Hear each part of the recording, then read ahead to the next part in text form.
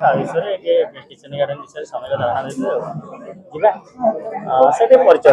मु Bhuvan Mohan Pattanaik kitchen garden association trustee. Sir कौन कहते आपंकर प्रतिवर्ष किचन गार्डन एसोसिएशन तरफ पाठशाला दिवस पालन हो तो सर थीम कौन थिला कौन कौन कार्यक्रम थिला? अच्छा ये तो अगस्त मासर शेष रविवार पालन हुए प्रति वर्ष आम 2011 मसीह पालन कर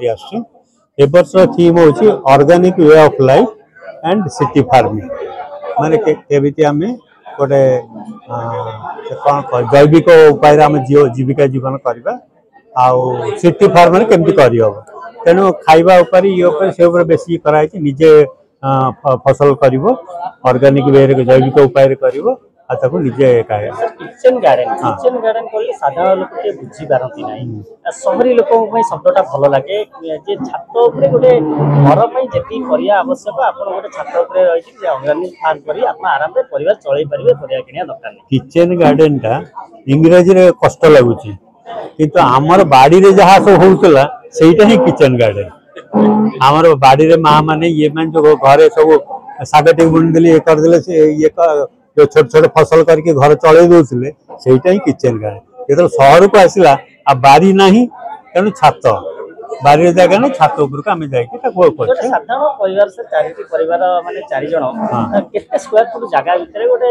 कले आराम से परिवार से परिवार हमको हाटू जिया किनी जैव सार पद्धति माध्यम से निज परिवार चलई परियो माने पूरा चलिया कले 500 स्क्वायर फुट दरकार 500 स्क्वायर फुट दरकार विभिन्न भेराइटी खाली जे परिवार न आम परिवार संगे साग इत्यादि होवा दरकार है जोड़ा का आम सब मिसई कि आम सेटा को करबा कोन सर मेसेज रहइबो समाज को माने वर्तमान बेल आसी आम जैविक उपाय चलवा दरकार पुराना पद्धति जहाँ थी से विषय चलवा दरकार आउ बर्तमान जो जो ग्लोबल वार्मिंग बेमारी है सब है तेणु आमको पुणी पुराना जगह को फेरी जावाक पड़ो पुराना जगह फेरीगले आम जीवन मान उन्नति फेर रोग व्याधि दूर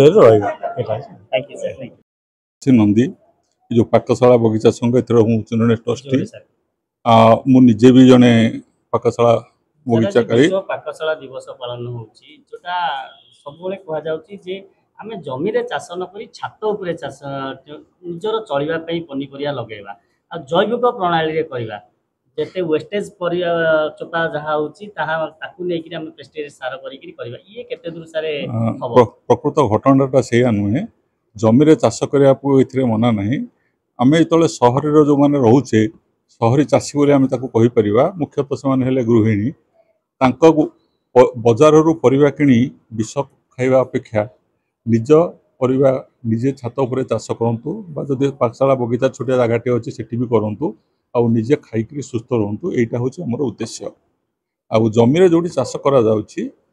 से माने चाष करिवे बिक्री करिवे तांको पेट भी से माने पोषिबे ता पय हमर मना नै तांको पय खाली गोटे संदेश से माने विषमुक्त परिबा चाष करिकरी समस्त को खाइबा दियंतु।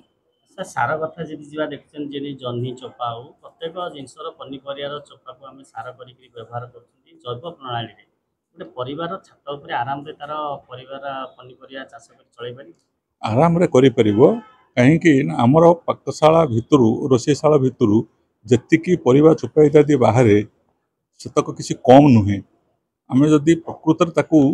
साइतिकी रखिबा गोटे सप्ताह रे जतिकी परिवार चोपा इत्यादि बाहर